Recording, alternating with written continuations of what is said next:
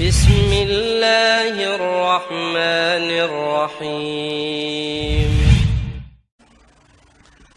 Ikhwani fillah wa tifidin azanillahu alaikum. Tadi kita sudah jelaskan tentang penghalang-penghalang hidayah. Adapun sebab-sebab untuk meraih hidayah maka sangat banyak ya, tapi tidak akan kita bahas ya. Ya, karena terlalu panjang kalau kita bahas. Tapi intinya para ulama mengatakan sebab hidayah yang paling utama berdoa kepada Allah Subhanahu wa taala. Ya.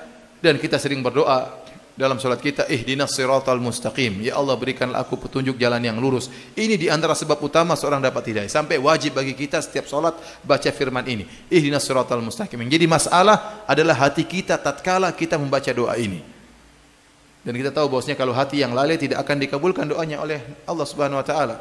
Kata Nabi SAW, fa inna Allah la yastajibu du'aan min qalbin ghafilin lahin. Allah tidak akan mengabulkan doa dari orang yang hatinya lalai. Saking kita hafal Al-Fatihah dengan lancarnya, mau kita sambil mikir matematika bisa baca Al-Fatihah. Mau sambil mikir pekerjaan kantor kita bisa Al-Fatihah, tahu-tahu waladhdallin amin ya. Saking apa? Saking hafalnya. Sehingga tatkala kita mengucapkan ihdinas siratal mustaqim tidak ada kehadiran hati, ini jadi masalah.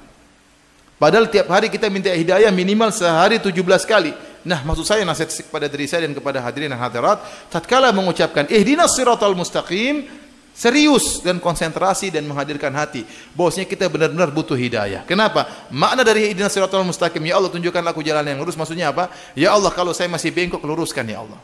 Dan ya Allah, kalau saya sudah lurus pertahankan kelurusan saya ini ya Allah. Dan ya Allah, kalau saya sudah lurus dan sudah istiqomah, tunjukkanlah saya pintu-pintu kebaikan yang lain yang saya belum tahu. Itu maksudnya apa? Ihdinas siratal mustaqim. Saya ulangi. Maksudnya apa ihdinas siratal mustaqim? Maksudnya ya Allah, kalau saya bengkok luruskan. Kalau saya sudah lurus ya Allah pertahankan. Kalau saya sudah lurus dan sudah saya pertahankan, ya Allah bukakan lagi pintu-pintu kebaikan yang lain yang saya belum tahu. Masih banyak perkara baik-baik yang belum saya tahu dan belum saya kerjakan. Itu maksudnya ihdinas siratal mustaqim. Jadi doa yang paling penting agar mendapatkan apa? Hidayah, ya. Kemudian yang perkara kedua yang sangat penting adalah baca Al-Qur'an. Baca Al-Quran dengan berusaha memahami maknanya. Karena Al-Quran itu diturunkan untuk kita pahami maknanya. Bukan hanya sekedar ditilawah, dibaca-baca.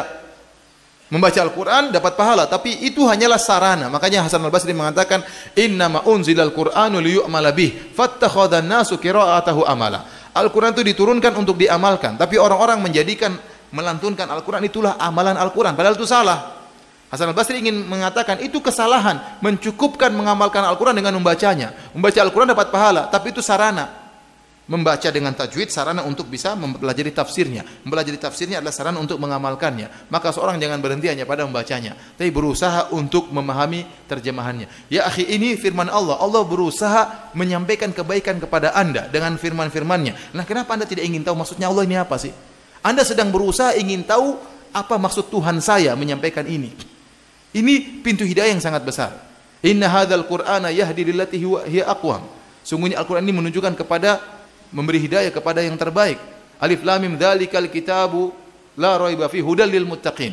Sungguhnya ini Al-Qur'an, tidak ada keraguan dalamnya, petunjuk bagi orang-orang yang apa? Yang beriman. Maka kita berusaha, ada sisihkan waktu berusaha belajar tafsir. Oh, maksudnya ayat ini begini.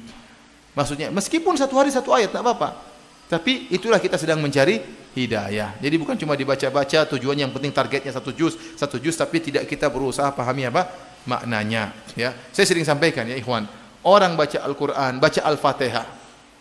Antara orang baca Al-Fatihah yang tidak tahu artinya dengan orang yang baca Al-Fatihah tahu artinya, ini sudah berbeda dalam kekhusyuan salat. Yang tahu artinya lebih khusyuk daripada yang tidak tahu artinya, sudah pasti. Orang yang tahu arti Al-Fatihah dengan yang baca tafsirnya sedikit, lebih khusyuk yang baca tafsirnya. Dia ngerti, alhamdulillah dia ngerti maksudnya apa, terjemahannya apa, maksudnya apa. Lebih khusyuk lagi dia. Dan orang yang baca tafsir Al-Fatihah dengan tafsiran yang panjang lebar, lebih khusyuk lagi daripada orang baca Al-Fatihah dengan tafsiran yang ringkas.